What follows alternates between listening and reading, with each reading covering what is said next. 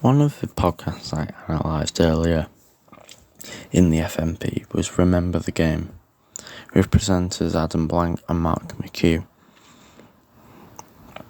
This podcast works very similar to how mine does in its style at the beginning. The introduction is very quick with a certain music bed which is used across all his episodes. There's over 150. With a music bed underneath as he speaks during the introductions. There's also a use of archive sound on multiple occasions. When he talks about a specific game, he'll use little snippets of archive sound.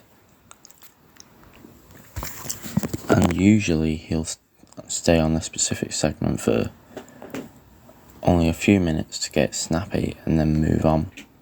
He gets enough information, like how I created my podcast, makes it entertaining and engaging, and then moves on.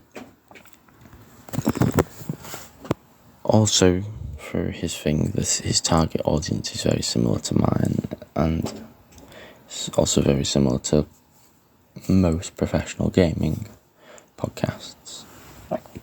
It's the same with IGN, who also have a quick, snappy beginning with their music and a snappy beginning introduction. His podcast is quite conversational, similar to mine, as he uses interview style, where he interviews usually his other presenter, his friend, but he can also bring on guests.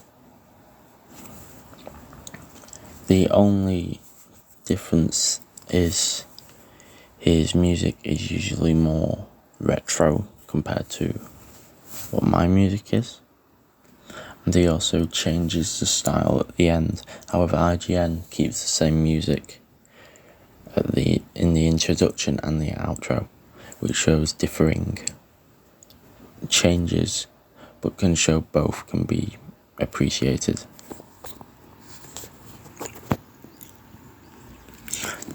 His topics are very distinct to age. They're much older than my game. They're usually 80s, 90s and early 2000s. They usually cut off around 2003, while mine is 2009. So he is able to offer his audience older games, while I'd be able to offer mine new games, while IGN has been offering games of recent, where they'll explain the most recent game.